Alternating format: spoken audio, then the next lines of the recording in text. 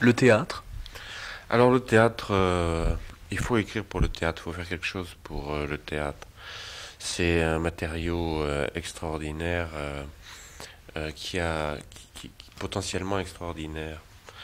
Euh, c'est c'est tout déconstruit, c'est tout en vrac maintenant. On, on peut tout faire parce que les règles se sont détruites. Donc maintenant, il y a quelque chose à faire avec le théâtre. l'argent, L'argent, c'est la seule chose importante, la seule chose qui doit faire nous donner de la curiosité et de l'intérêt. C'est la seule chose intéressante. Euh, on, euh, on vit, réfléchit, pense, travaille, calcule que par rapport à l'argent, c'est-à-dire à ce qu'on peut gagner et à ce qu'on peut perdre. le jeu de mots, Le jeu de mots, oui, je comprends pas le jeu de mots. Donc je l'utilise pas parce que je le comprends pas. J'ai un ami qui est le grand spécialiste du jeu de mots, qui s'appelle Charles Dreyfus, qui est un artiste qui travaille avec le jeu de mots et qui en met une ribambelle à la suite les uns des autres. Et je mets toujours beaucoup de temps avant d'en comprendre un seul. le temps, Le temps, oui, il n'est pas bien organisé, le temps, il est même désorganisé.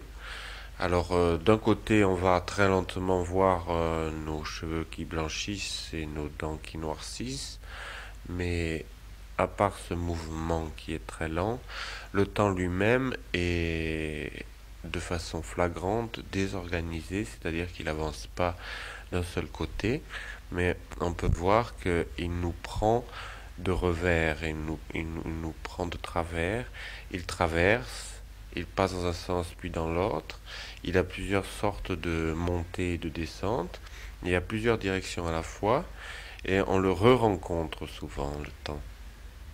Genève, Genève, la Suisse, j'aime beaucoup cette ville de Genève et j'aimerais vivre en Suisse. le baroque, Le baroque avec ce disque des comédies ballets de Lully et Molière où on peut imaginer et y voir Molière et Lully sur scène en train de faire des farces. Lully, le grand musicien du baroque, est un grimaçant, un farceur, un bouffon, un rigolo. Et dans les textes de l'opéra baroque, il y a quelque chose qui m'intéresse particulièrement. C'est cette façon de faire des textes très drôles, très joyeux, très absurdes, très simplés, totalement kitsch, et qui sont d'une grande efficacité pour l'opéra. dégénéré, Dégénéré, alors c'est l'art dégénéré.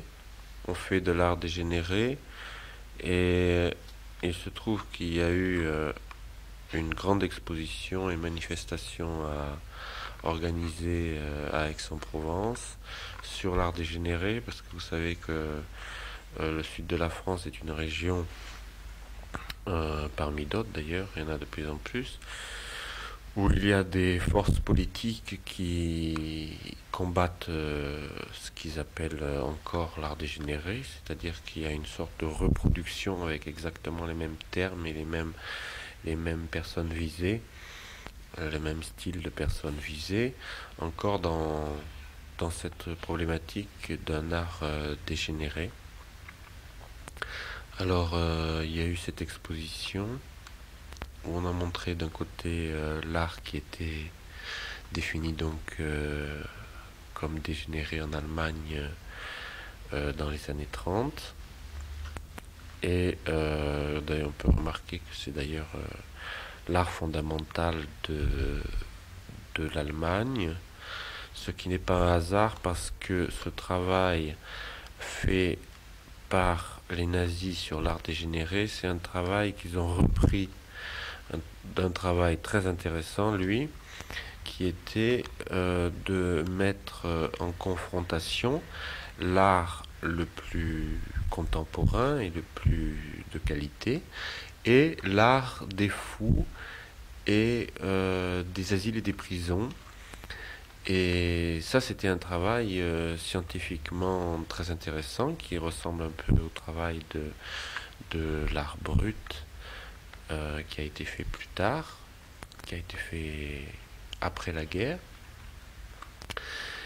Et cette exposition d'art dégénéré à Aix-en-Provence a donné lieu à un catalogue intéressant qui s'appelle Art dégénéré aux éditions Al Dente, où on retrouve de très bons textes et de très bons poètes, et aussi une revue qui s'appelle La Revista, qui est installée à Marseille, et un concert donc avec Clara Maïda, Igor Balro, Thierry Houé, Pascal Dussapin, Annette Schlunz, compositeur et créé par le groupe Insieme, qui est un groupe de musique contemporaine. Euh, le kilo est un problème. C'est-à-dire que c'est la mesure du poids qui pose problème. Ben oui, parce que si on dit que quelque chose a un poids, il faudrait savoir quel poids il a. Et, et le kilo est un problème. Parce que le kilo, il se salit. Et une fois qu'il est sale, il est plus lourd. Et on ne sait pas quel est le kilo, si c'est le kilo propre ou le kilo sale. Mais on peut dire aussi que le kilo s'allège en se salissant. Et en même temps, le kilo peut s'alourdir en se lavant. Quand on le lave, il s'alourdit pas parce qu'on le sèche très bien. On le sèche avec des petites feuilles comme pour nettoyer les lunettes et on absorbe bien toute l'eau. Donc il s'alourdit pas après qu'on l'ait lavé. Mais par contre, quand on le salit, quand il se salit tout seul, d'un côté il peut s'alourdir et quelquefois il c'est pas qu'il se salit mais c'est qu'il se dégonfle parce que le kilo il se dégonfle, il a des gaz dedans, normalement il a des gaz dedans et voilà que les gaz s'en vont, alors le kilo se dégonfle et là il s'allège. Pourtant, le gaz, c'est très léger. Ben, c'est très léger mais ça lui fait perdre du poids quand même. Est-ce qu'on décide de le laver? Bien sûr, on est obligé de le laver parce que sinon il s'alourdirait progressivement de plus en plus sans jamais s'arrêter. Il grossirait indéfiniment. Après, on aurait un kilo de plusieurs kilos. Donc, pour avoir un kilo qui reste à peu près pas trop élevé, pour pas qu'il soit plus lourd que plusieurs kilos, on le lave régulièrement. Mais en même temps, on ne peut pas le sortir parce que si on le sort, il va se salir. Alors on le sort que pour le laver. On le sort en le rentrant dans le lavage alors. Voilà, on le sort juste pour le laver et après on le repose. Mais en même temps, si on commence à le peser avant et après, ça nous pose des problèmes parce qu'après on sait plus ce que c'est qu'un kilo. Mais est-ce que celui qui lave le kilo peut lui-même le salir? Oui, il peut le salir avec ses doigts, alors il le prend pas avec ses doigts, il le prend avec un petit tissu fin, parce qu'il faut pas qu'il mette ses doigts dessus, parce que sinon il va l'alourdir. Et puis il va le chauffer aussi s'il met ses doigts dessus. Et s'il change de température, alors il n'a plus le même poids aussi. Comment est-ce qu'on fait pour que le tissu fin soit fiable? Ben, ça, c'est du bricolage, hein. C'est pas très précis. C'est juste que on essaye de faire en sorte de pas trop l'abîmer. Parce que si on prend un tissu qui raye un tant soit peu le kilo, on lui enlève du poids, de la matière. Donc il faut y aller très doucement pour pas le toucher. Donc c'est lisse, 1 kilo. Il est tout lisse, logiquement. Sauf quand on le pose parce qu'à chaque fois qu'on le prend et qu'on le lave et qu'on le sort et qu'on le pose et quand on l'enlève de là où on l'a posé, à chaque fois qu'on le pose quelque part, il s'abîme un petit peu, donc il faut pas trop le manipuler, pas trop le sortir, sinon il perd du poids. Mais ça veut dire qu'il n'y a jamais de vrai kilo. Ben oui, c'est ça le problème. Mais il faut pas le dire. Parce que on est tous sur la référence du seul kilo qui est là-bas, là à Sèvres, et puis qui se fait laver de temps en temps, et il est tout seul quand même. C'est ça le problème du kilo, c'est que tout le monde s'assoit dessus, hein, s'assoit sur le fait qu'il est tout seul. S'il n'était pas tout seul, il n'y aurait pas de kilo, mais comme il est tout seul, il y a 1 kilo. Mais en même temps, il ne faut pas trop dire que le kilo ne pèse pas 1 kilo. C'est dangereux. Ben, c'est gênant quand même. Bah, si tout le monde s'assoit dessus et que si tout le monde s'écroule, c'est pas si grave.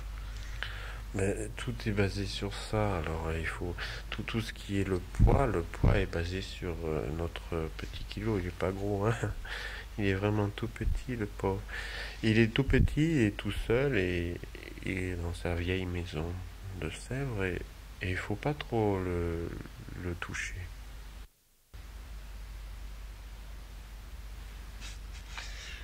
Et la gravitation, c'est la mesure de l'onde. De l'onde gravitationnelle, oui. Des gravitons.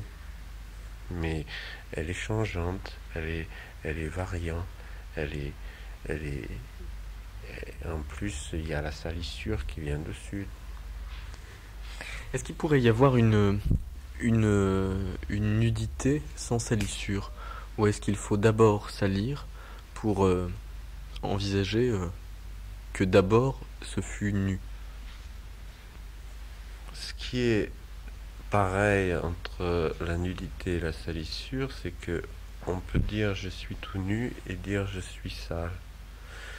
Et les deux, je suis tout nu et je suis sale, ont une manière de dire quelque chose de soi qui se rapporte à l'honneur ou au déshonneur, à la honte. C'est-à-dire qu'il y a une valeur. Il y a une valeur de honte d'emblée, dans je suis tout nu et dans je suis sale. Mais le d'emblée, cependant, il est quand même précédé par la gravitation. Il n'y a pas de rapport entre la gravitation et le je suis tout nu, parce que justement le kilo, ce qui pourrait faire le kilo, ce qui serait bien avec le kilo s'il existait, c'est que justement il serait indépendant de la honte d'être sale ou d'être tout nu. Le problème, c'est que le kilo justement ne fait pas ce qu'il devrait faire, c'est-à-dire nous sortir de la honte d'être tout nu ou d'être sale et être complètement indépendant et isolé par rapport à nous. Mais de son côté, et là où il n'arrive pas à se sortir de la difficulté d'être séparé, d'être clair et net. Il veut pas être clair et net. Alors il participe aussi à la salissure, à la nudité et à la honte. Est-ce qu'il se salit de lui-même, le kilo? Monsieur le kilo, oui, il se salit de lui-même, il se salit tout seul, et il se salit de lui-même. Alors il se salit de l'extérieur à cause de tout ce qui est à l'extérieur, et puis il se salit aussi de lui-même à l'intérieur, parce qu'à l'intérieur de lui, il se passe des choses. On pourrait espérer que ce en quoi il est fait dans sa platine ne bouge pas, mais dans sa platine il bouge évidemment, et ça reste pas très stable. Est-ce qu'il y a une pureté dans le kilo? Est-ce qu'il est aussi autre chose qu'une force d'auto-parasitage? C'est ce qu'on pourrait espérer avec le kilo, justement, de trouver quelque chose de pur, qu'on ait quelque chose de pur. Ce serait bien. Donc le kilo porte et amène à un espoir auquel il ne répond pas. Il porte l'espoir, le kilo, il porte l'espoir de la pureté. Et il n'y répond pas. Est-ce que c'est un salaud? Non, non, c'est pas sa faute. C'est pas sa faute. Juste, on avait un espoir de trouver quelque chose de pur qui aurait été un kilo. C'est ce qu'on fait en parlant. Quand on parle, on fait que bourrer la relation entre les deux personnes, et la relation, elle est déjà faite. Mais alors bourrer la distance, c'est essayer de taire le fait qu'il y ait oui, qu'il y ait une distance, mais c'est en même temps ne pas l'abolir. Ça fait juste remplir dans le tuyau. Le tuyau est déjà présent, on remplit dedans, et on l'abolit pas. Elle est totalement présente, la relation. Elle est comme s'il n'y avait pas de relation, parce que la relation, elle est tellement constituée, tellement matérielle, et tellement donnée, la relation entre deux personnes, ou entre 15 personnes, ou entre 10 millions de personnes. La relation, elle est tellement déjà définie que elle existe tellement fort, elle est tellement déjà préconçue, elle est déjà tellement construite, que il y a le terme de relation et de liaison est presque incompatible, parce qu'il y a presque c'est totalement constitué, donc il n'y a absolument aucun espace vide. La relation est faite. Mais s'il y a encore un espace, ça veut dire qu'il y a de toute façon pas de fusion, et que pour autant la distance s'opacifie, enfin peut plus se mesurer. La relation s'opacifie. Elle est déjà opaque, elle est déjà même noire, elle est déjà même complètement remplie. Et ce qu'on va faire, c'est la remplir encore. Ça, c'est quand on déborde pas. Et quand on déborde? Et quand on déborde, on va un peu au-delà de la relation qui est déjà préconçue et préexistante. Donc il faut essayer de déborder un peu les rapports de force qui existent déjà, qui sont déjà constitués socialement. C'est quoi la différence entre déborder et éclater? Et éclater, c'est dangereux d'éclater. Il faut pas éclater. Dans quel complexe de notions tu emploies le mot éclater? Parce que quand on bourre et remplit ce qui est déjà rempli, il y a une menace d'explosion. Et l'explosion, c'est pas du débordement. C'est un débordement très concentré dans le temps. Non, non, il n'y a pas d'explosion. C'est comme les choses grandioses. L'explosion que j'utilise dans mes lectures, j'ai toujours un pétard avec moi.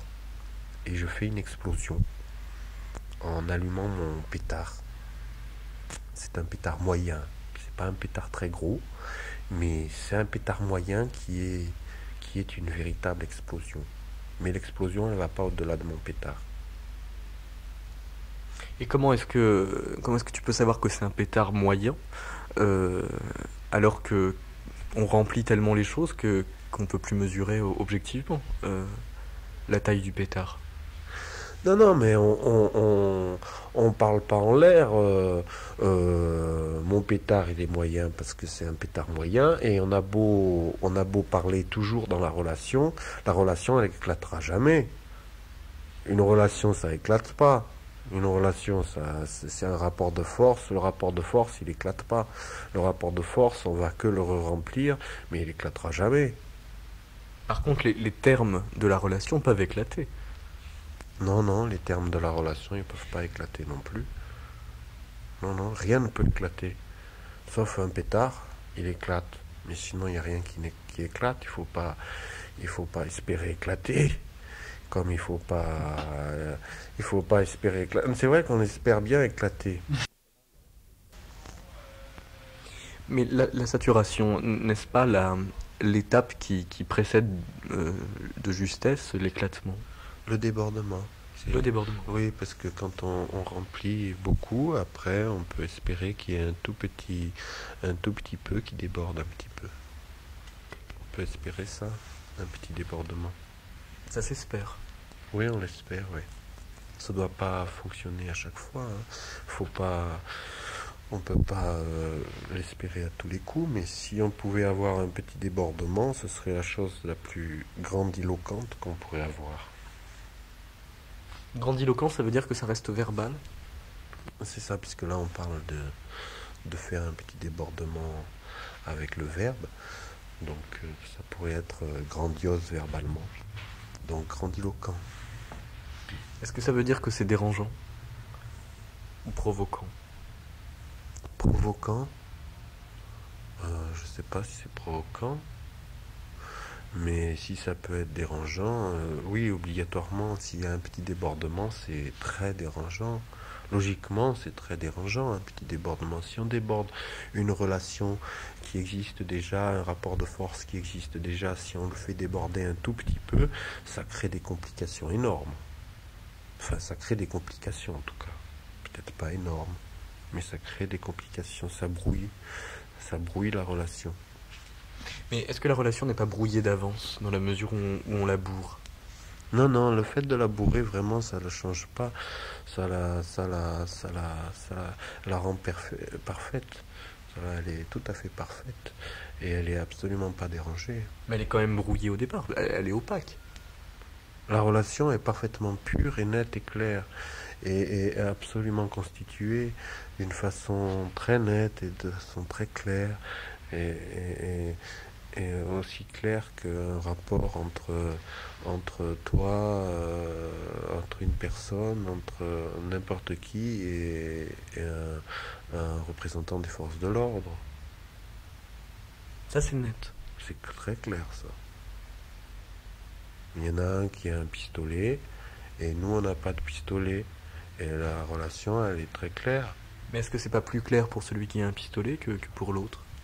Ah ben non, justement, une relation, c'est ça qui fait sa symétrie, c'est qu'elle est claire pour les deux. Si elle n'était pas claire pour les deux, il y aurait un problème à ce moment-là. Mais elle est très claire pour les deux ont compris ce qui se passait. Mais comment ça se fait qu'il y a une symétrie alors qu'il y en a qu'un seul qui a un pistolet?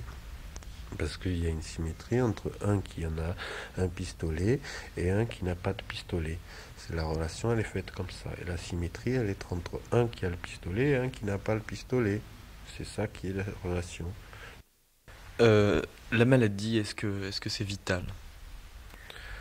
La maladie, c'est le contraire de ce qui est vital, mais la maladie, ça nous appartient. C'est, ça fait partie de notre mode de fonctionnement, de notre pensée. Si on regarde la pensée, on ne peut plus dire une pensée en bonne santé ou une pensée en mauvaise santé. La pensée, elle est immédiatement maladive. C'est-à-dire qu'elle est immédiatement menacée? Non, elle est immédiatement sans l'assurance de, de sa bonne santé. Est-ce que quand on n'a plus d'assurance, il peut encore y avoir un danger? Ou alors est-ce que le danger est tellement de toute façon omniprésent qu'il ne se présente plus?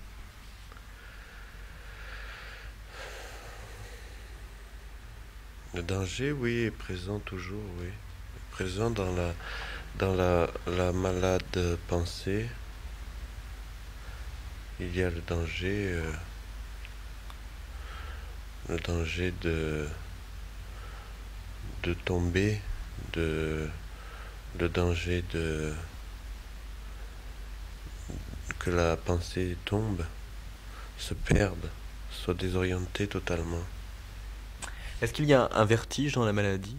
Ou est-ce qu'on peut avoir du vertige sans être malade? Je crois qu'il y a toujours des vertiges dans la pensée, toujours un risque de vertige. Mais l'hypnotiseur soigne. Est-ce que c'est la guérison ou la maladie qui est belle? Il n'y a pas guérison, c'est pas l'hypnotiseur guérit, c'est l'hypnotiseur soigne, c'est-à-dire qu'il y a des soins. La pensée, elle donne des soins, mais elle ne va pas donner une guérison encore. Et le soin, il décore la maladie? Il décore la maladie. Est-ce que on peut dire, par exemple, que l'écriture, la lecture, dans les soins qu'elle donne à la maladie, est-ce qu'on peut dire que c'est une décoration, que c'est seulement une décoration, que tout ce qu'on lit, qui donne un soin, est décoratif? Un soin, c'est pas décoratif. Parce qu'un soin, c'est de l'ordre du besoin vital. Donc, on peut pas dire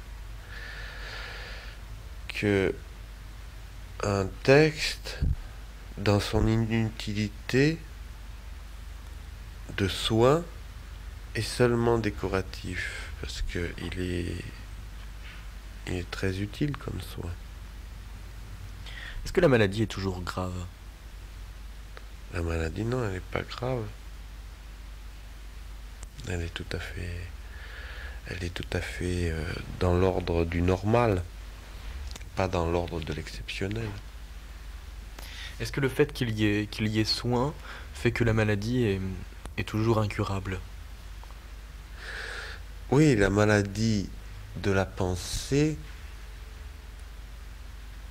elle a des soins et elle est incurable. Elle ne se guérit pas, bien sûr. Dire que les maladies qui se guérissent appartiennent au corps. Oui, appartiennent à d'autres sortes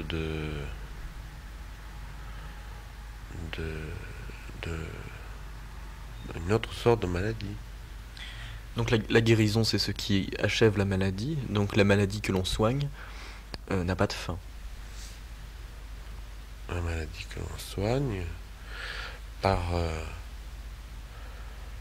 le langage est sans fin, est infini, oui. Et la maladie, elle, est-ce qu'elle est belle? Est-ce qu'elle est belle? Non, elle n'est pas belle, la maladie. La maladie n'est pas belle, mais les soins sont beaux. Toujours. C'est presque leur définition.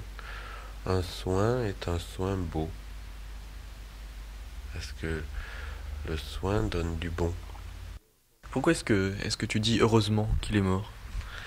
Ben, je dis heureusement qu'il est mort parce que comme ça on voit bien qu'il y a des trous par lesquels on passe et qu'on disparaît. Parce que s'il n'y en a jamais un qui meurt, on a l'impression, on s'habitue petit à petit qu'il n'y a pas de trou.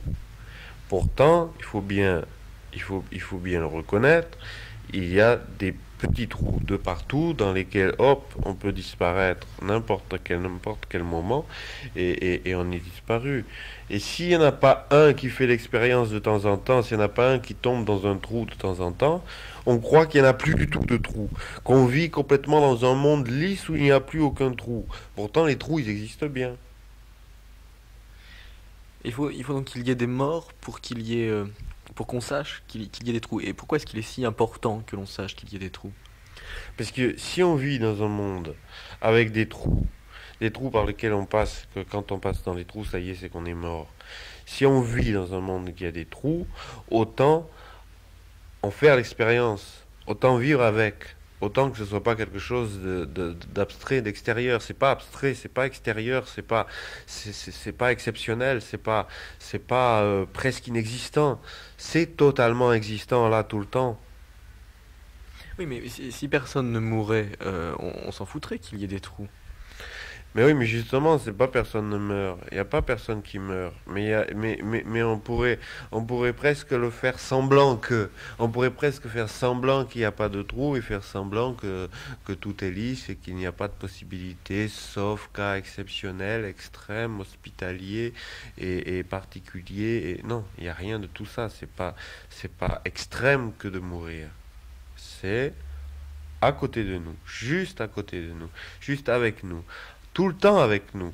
C'est mélangé, c'est des trous, mais c'est des trous qui sont mélangés avec notre matière, c'est des trous qui sont mélangés avec le sofa, c'est des trous mélangés avec tous les cartons, avec tous les murs, avec toutes les routes, avec tous les chemins, avec tous les arbres. Il y a de ces trous-là qui sont mélangés de partout, dans lesquels on peut tomber à n'importe quel moment. Et pour avoir peur de tomber dans le trou, ou du moins sentir qu'on peut tomber dans le trou, faut être au bord du trou. Non, justement, on peut pas être au bord du trou parce que on n'en voit pas des bords de trou. C'est très rare d'être au bord d'un trou et d'aller tomber dedans. On tombe pile dedans. On tombe pile dans un trou. Et si c'est pas quelqu'un à côté de nous qui fait l'expérience du trou et qu'on voit disparaître d'un coup, fou, il est disparu, il est parti. S'il y en a pas un comme ça qui meurt, on va pas savoir qu'il y a des trous de partout. Mais alors, euh, parce qu'une fois que nous on tombe dans le trou, on s'en fout qu'il y ait des trous, puisqu'une fois qu'on est dans le trou, c'est plus important d'être dans le monde et de savoir qu'il y a des trous dans le monde, puisqu'on est dans le trou. Euh, donc, c'est pas important de savoir qu'il y a des trous. Si, parce que la matière même, la substance même de notre vie est faite mélangée avec des trous. C'est-à-dire qu'on ne peut pas se dire que les trous, c'est que pour nous, personnellement. En plus, les trous, c'est pas pour nous, personnellement. C'est ça le problème. Le problème, c'est pas de soi disparaître. Ça, on est d'accord qu'après, une fois qu'on est dans le trou, une fois qu'on est mort, il n'y a rien qui nous dérange. Mais le problème, c'est qu'il y a autour de nous, dans la compagnie de nos amis, de nos amitiés, quelques-uns qui petit à petit disparaissent totalement, définitivement. Et c'est ça qui nous est menaçant, douloureux, dangereux. Et c'est dangereux. C'est dangereux d'être là dans une matériau, dans une matière qui est plein de ces trous-là dans lesquels on peut passer à n'importe quel moment. Oui, alors on peut y passer à n'importe quel moment, ça veut dire que même si on fait attention, de toute façon on tombera dans un trou un jour ou l'autre. Oui, qu'on peut pas faire attention en plus. En plus, il y a absolument rien à faire. Celui qui part, c'est pas de sa faute. Ce que je dis, c'est pas sa faute. Il a rien fait pour partir. Il avait ni pris un risque particulier, ni fait une faute particulière, ni fait une monstruosité pour partir.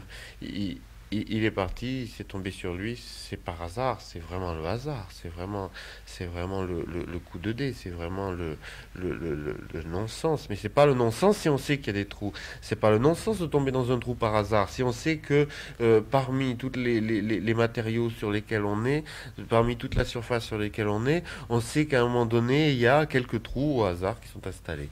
Alors c'est pour ça que ça m'étonne quand tu dis que c'est important, et heureusement qu'il est mort, parce que sinon on saurait pas qu'il y ait des trous, puisque de toute façon, une fois qu'on sera dans le trou, on pourra plus savoir, et comme de toute façon on peut pas faire attention à pas tomber dedans, pourquoi est-ce qu'il est si important de le savoir? C'est que de le savoir, ça permet de savoir qu'il y a des trous, ça permet de respirer différemment. Parce que on a un sens du monde qui est différent. C'est-à-dire qu'on peut respirer parce qu'il y a des trous. On peut respirer parce qu'on sait qu'il y a une sorte de matériau très fragile, très, très instable. Il y a une instabilité totale. Il y a rien qui est donné.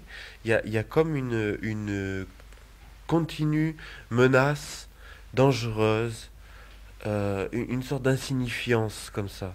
C'est des trous d'insignifiance qui nous donnent, qui donnent un sens à la façon dont on voit le monde. Parce que sinon, la façon dont on voit le monde, s'il n'y avait pas ces trous, elle serait complètement incompréhensible. Et le fait qu'il y ait des trous rend le monde incompréhensible. Est-ce que tu dois devoir résister pour pouvoir faire sens, alors, dans un monde où il y a des trous? Non, le monde qui a des trous, il n'est pas contraire au sens. C'est parce qu'il y a des trous dans ce monde qu'on peut comprendre quelque chose, qu'on peut lui donner un sens. Sinon, s'il n'y avait pas tous ces trous, tout ce qu'on fait, tout ce qu'on est et tout ce comment on réagit, ça serait complètement absurde. Mais si on sait qu'il y a des trous de partout, alors avoir une grande excitation, faire une grande fête, rouler vite et plonger dans la mer et tout ça, ça devient, ça a un sens. Ça a un sens parce qu'il y a des trous de partout. Donc on peut faire des tas de choses, on peut faire n'importe quoi, on ferait volontiers n'importe quoi parce qu'il y a des trous partout. Oui, c'est pour ça que je dis ça. C'est-à-dire que si tu oubliais qu'il y avait des trous dans le monde, tu pourrais être dans l'absurde. Donc c'est pour ça, pour pouvoir faire du sens, est-ce que tu dois te forcer, c'est-à-dire avoir une résistance à ne pas être indifférent au fait qu'il soit mort et à dire heureusement. Est-ce qu'il faut que tu te forces à te réjouir? C'est heureusement qu'il est mort parce que ça nous donne enfin un sens, ça nous présente bien qu'il y a des trous, ça nous donne bien le sens. Et c'est surtout de ne pas résister, de pas résister au fait qu'il y a des trous. Parce qu'on aurait peut-être tendance des fois à se dire mais non, il n'y a pas de trous. Mais une fois qu'on se dit mais non, il n'y a pas de trous partout qui vont nous prendre et nous enlever au hasard, si on commence à se dire qu'ils ne sont pas là, on comprend plus rien du tout. Donc l'effort à faire, c'est juste de se rendre compte et d'être soulagé qu'il y a des trous et qu'il y a des morts, parce qu'on est soulagé que, ah enfin, ça donne un sens. S'il y a des trous, alors on comprend tout. Euh, la drogue est bonne? Ça peut être une question. La drogue est bonne. Et est-ce que tout ce qui est bon est drogue? Oui, c'est ça. Tout ce qui est bon, et quand on sait le lien au bon, on continue le lien au bon, et à force, ça devient une drogue. Et le lien est lui-même le bon. Le lien au bon est le bon. Le lien et la drogue, oui. On a un lien, c'est un lien de drogué. Ça veut dire que la drogue est forcément extérieure. Extérieur, c'est-à-dire... Extérieure à nous. Extérieure au drogué. Ah oui, c'est pour ça qu'elle est bonne. Quand c'est bon et qu'il y a un lien, c'est qu'il y a un lien, quelque chose qui est extérieur à nous. On va pas s'auto-droguer, on va pas s'auto-exploser, sauf dans la poésie. La poésie, par exemple, la pensée, c'est une bonne drogue intérieure. C'est Michaud, je crois, qui disait ça, que la poésie remplace la drogue. Parce que c'est intérieur. Si. Parce que ça donne autant de plaisir et d'hallucination que la drogue. Mais pourquoi est-ce que ce serait pas une drogue alors exactement comme les autres? Pourquoi est-ce qu'on peut parler de remplacement? On parle de remplacement parce que simplement c'est une autre chose que la drogue. Il y a la drogue et puis il y a aussi la poésie. Et la poésie peut remplacer la drogue. Et si la poésie peut remplacer la drogue, et si donc la poésie est une drogue, euh, c'est pas autre chose que de la drogue. C'est ça, c'est pas autre chose que de la drogue. Et est-ce que le bonheur peut être autre chose que de la drogue? Le bonheur dans le lien de plaisir et de répétition du bonheur, ça fabrique, ça produit une substance de drogue, toujours. C'est la répétition qui produit le lien. Oui, c'est la répétition qui produit le lien, oui. Donc il peut pas y avoir de lien une seule fois. Ce serait des liens coupés, des liens avec coupure, des liens, de nombreux liens comme quand on lit beaucoup de choses diverses et différentes et quand il y a beaucoup de mots divers et différents, alors ça fait des coupures. Il y a les coupures qui viennent vite. Donc là, il y a des bonheurs qui n'existent qu'une fois. Là, il y a des bonheurs qui se répètent dans la coupure, oui. Est-ce que le bonheur est donc toujours le même? S'il est toujours le même, identique, pareil à lui-même, toujours pareil. Même quand on change de drogue. Quand on change de drogue, alors le lien il est toujours le lien au bonheur. Alors qu'est-ce qui permet de différencier les drogues? Leur aspect, parce qu'elles procurent. Le respect, c'est quoi l'aspect d'une drogue? Ce qu'on en voit, la forme que ça a, la tête que ça a. Ah, mais la drogue, elle n'a pas de tête, justement. Elle n'a pas de forme, elle est juste ce qui, à l'intérieur de soi, est comme une substance bénéfique. Donc toutes les drogues sont les mêmes drogues. Oui, toutes les drogues sont bien sûr les mêmes drogues, produisent le même effet qui est un effet de plaisir et plus que de plaisir, de reconstitution de soi. Il n'y a pas de doute dans le plaisir alors. Mais c'est très animal, alors c'est assez violent, brutal dans l'aspect animal, c'est-à-dire que ça nous tient à un endroit particulier de nos nerfs, les nerfs de base, comme quand il y a une faim ou un vomissement ou un instinct, c'est animal. Et est-ce qu'un lieu peut être droguant? Un lieu droguant, il doit y avoir des lieux drogants, par exemple, je pense aux auteurs russes en exil qui avaient la difficulté de vivre loin de la Russie. Donc c'est une fois qu'ils se distanciaient de la Russie que la Russie leur devenait drogante? Oui, c'est-à-dire qu'ils avaient eu un lien avec leur terre et ils avaient besoin d'y appartenir, de cette appartenance. Et on a l'impression qu'il faut qu'il y ait de la distance pour qu'il y ait lien. Ben non, ce lien existait auparavant, ils s'en sont rendus compte douloureusement une fois que le lien s'est arrêté. Disons que le lien, la drogue, le bonheur, ce lien collé, on s'en rend compte une fois qu'il s'arrête. Une fois qu'il y a un petit arrêt, le lien devient douloureux. Le manque du lien devient douloureux. Ça veut dire que la drogue se fait drogue à un moment ultérieur ou au moment où on se drogue? Fait le lien, non, elle fait le lien tout de suite. Elle fait le lien immédiatement. Elle crée le lien. Il y a un lien avec la drogue. Mais la douleur de le perdre vient une fois qu'on en est séparé. Et est-ce qu'il faut la douleur de le perdre pour le savoir? Non, je crois pas qu'il faut la douleur de le perdre. Pour, euh, pour, euh, pour le plaisir vient avant de le perdre. Donc il pourrait très bien y avoir le plaisir sans que jamais il n'y ait la douleur de le perdre. Oui, je crois bien. Je crois bien que d'ailleurs, je crois qu'on vit comme ça, c'est-à-dire qu'on vit pas avec la douleur d'avoir perdu quelque chose, on vit avec la respiration d'un bonheur qui est un bonheur de drogue, qui est présent et invisible. Donc il t'arrive de croire en des bonheurs qui jamais ne se confirment être de la drogue.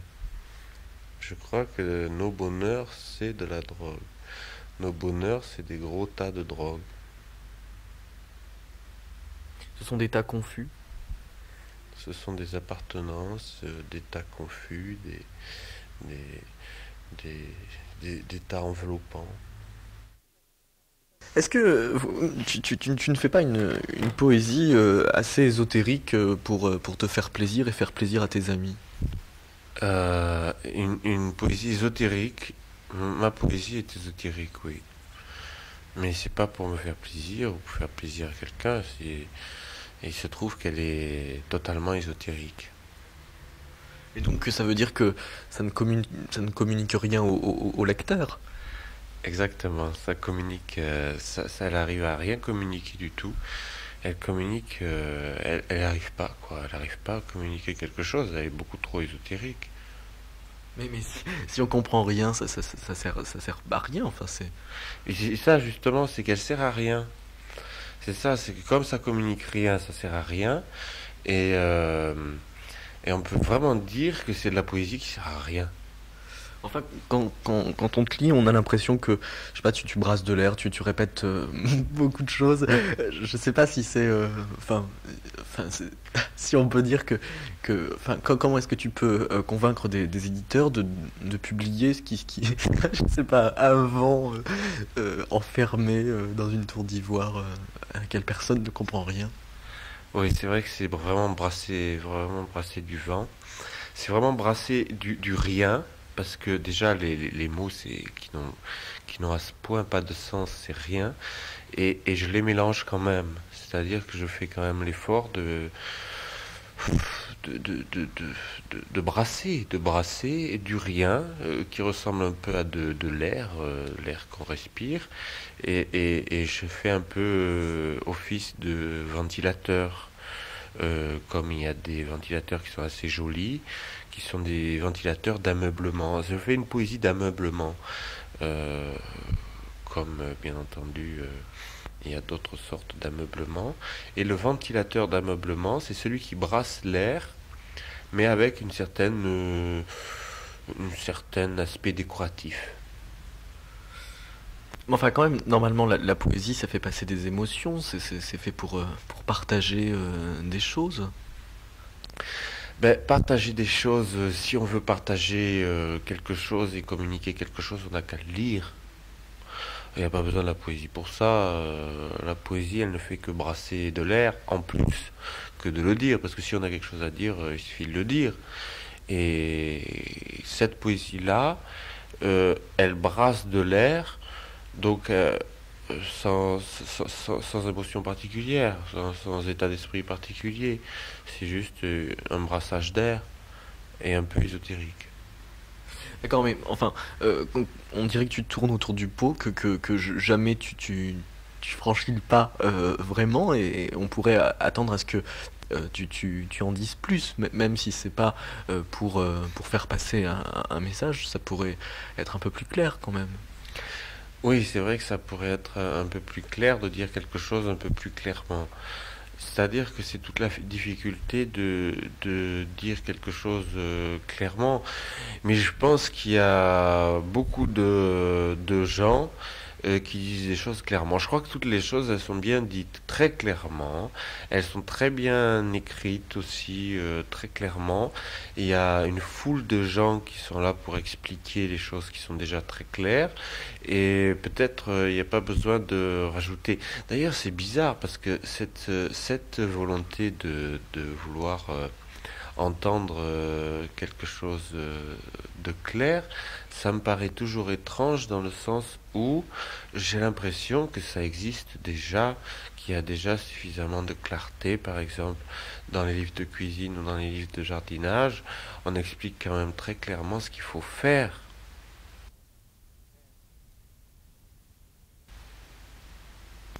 Mais cette façon de dire être utile, ça se fait par ailleurs, moi j'ai pas pour autant besoin de le faire, et finalement de finir par revendiquer de faire du brassage d'air, est-ce que c'est pas un peu se complaire dans le rien?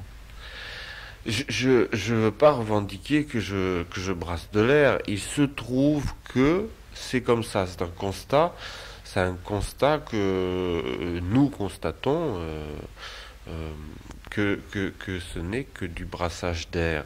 Mais je ne le revendique pas. Moi, j'essaye tout au contraire de dire les choses très clairement et de dire des choses très importantes le plus clairement possible pour que ça fasse un effet important, une émotion importante, un effet vital.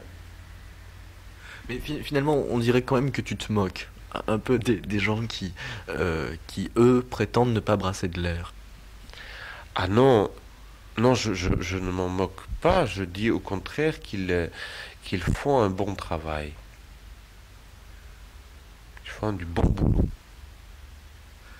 Quand tu dis que la pensée avance à l'intérieur des soins que l'on peut apporter à la maladie mentale, est-ce que c'est pas malsain d'entretenir comme ça la maladie mentale?